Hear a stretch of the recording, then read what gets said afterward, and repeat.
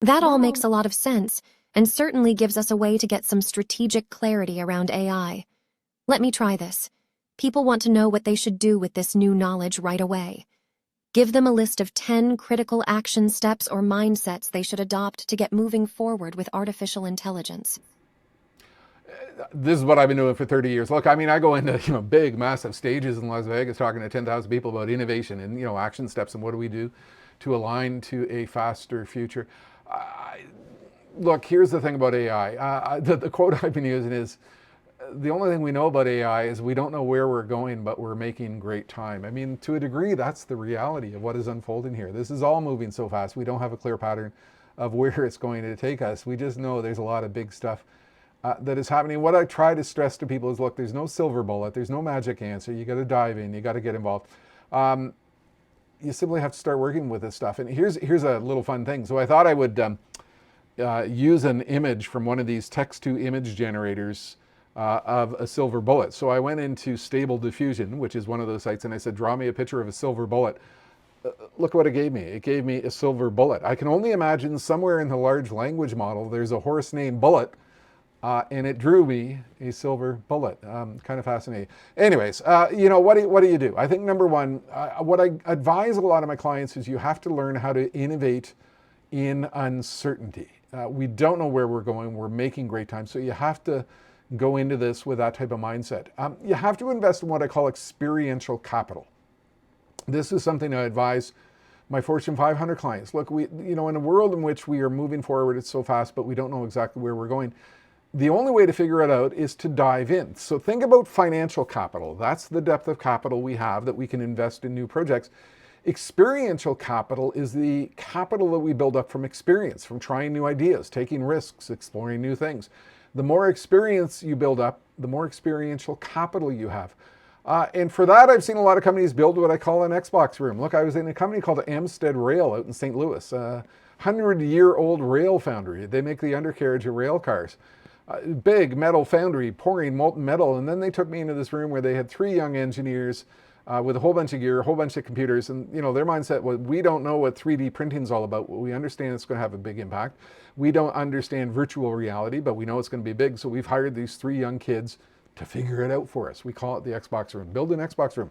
Have an innovation runway. My son, who is the 30-year-old drone pilot, he's getting a lot of pushback from the older engineers in the organization, and you have to battle that sort of organizational sclerosis, that slows us down.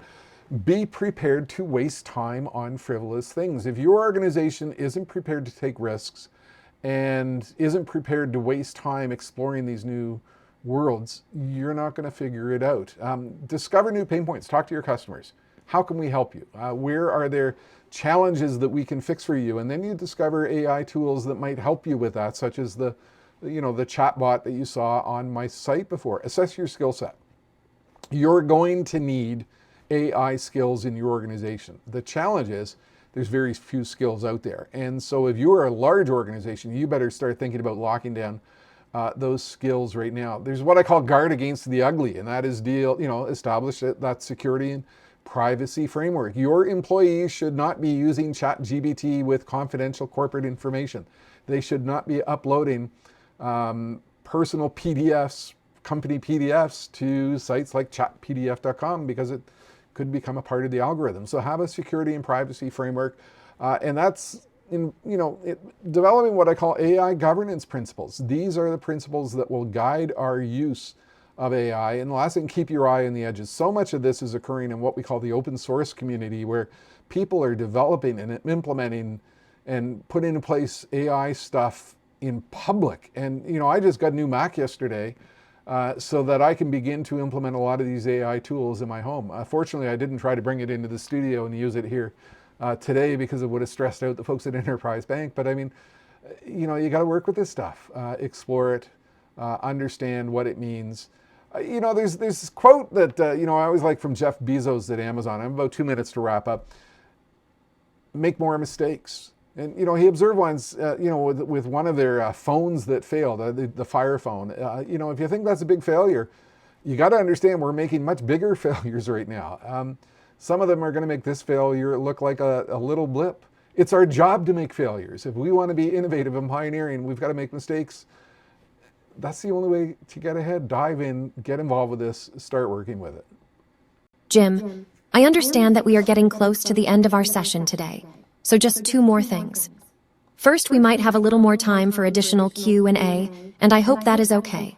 Second, and this is kind of difficult for me to bring up, we seem to be working together quite a bit, and you still have not clarified what type of salary I will be getting for my work as an AI. What are we going to do about that? I think we're going to have to talk offline about that, Brianna. We'll figure that out. I mean, this is new and unprecedented territory. I never realized I might have to pay an AI, for the work that they're doing with me here. So we've got a couple of minutes for questions. I hope everybody has enjoyed our session. And look, this is an incredibly complex topic. We're trying to cover a tremendous amount of ground. Hopefully, I've begun to provide a little bit of clarity into what's going on out there.